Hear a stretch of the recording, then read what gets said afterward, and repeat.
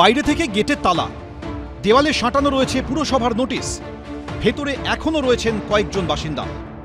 11/2 Christopher রোডের এই দুই বহুতল পরস্পরের দিকে হেলে গিয়েছে। গত 22 তারিখ কলকাতা পৌর সংস্থার পক্ষ থেকে বিজ্ঞপ্তি জারি করে যাওয়া হয়েছে যে বাড়ি বিপজ্জনক এবং এই বাড়ি থেকে আগামী 3 দিনের মধ্যে বাড়ি খালি করে দেওয়ার নির্দেশ দেওয়া হয়েছে। তবে এখনো দেখা যাচ্ছে বেশিরভাগ ফ্ল্যাট খালি হলেও কিছু ফ্ল্যাটে কিন্তু এখনো আবাসিকরা রয়েছেন।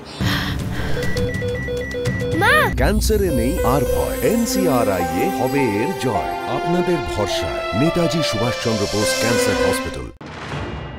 শহরে হেলে পড়ছে একের পর এক বহুতল, কিন্তু হেলদোল নেই প্রশাসনের।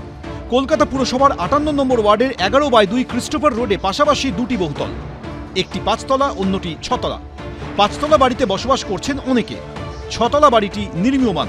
বুধবার রাতে হেলে পড়া 5 তলা বাড়িতে নোটিশ টাঙিয়ে দেয় কলকাতা পুরসভা। বাসিন্দাদের পুরসভার নির্দেশ, 3 দিনের মধ্যে খালি করে দিতে হবে বাড়ি।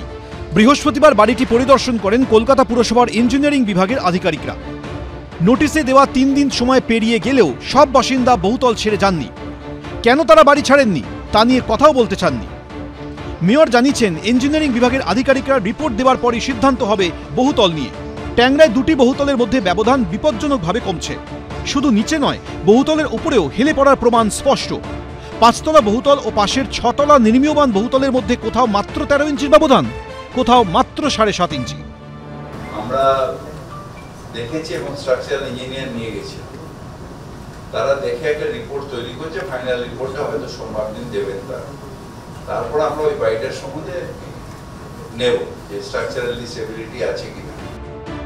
ট্যাংরা থানার 5 তলা বাড়ির প্রমোটার ড্যানিয়েল লি ওরফে রজক লির বিরুদ্ধে অভিযোগ দায়ের করেছে পুরসভা। পুলিশ সূত্রে খবর, ড্যানিয়েল এবং নির্মীয়মান বহুতলের প্রমোটার সুরজিৎ মান্নার খোঁজ মেলেনি। ঐশী মুখোপাধ্যায় ও ঝিলম করঞ্জাই, এবিপি আনন্দ, কলকাতা।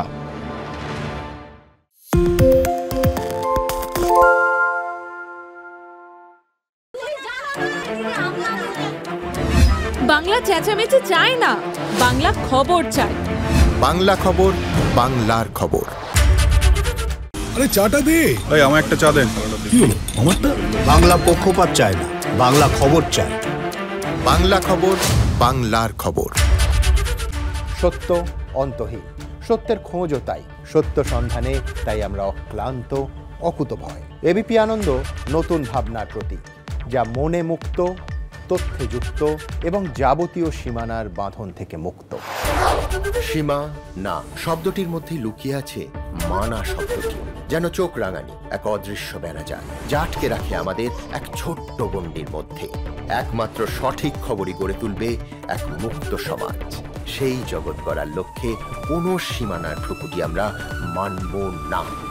এবিপি আনন্দ এগিয়ে থাকে, এগিয়ে রাখে।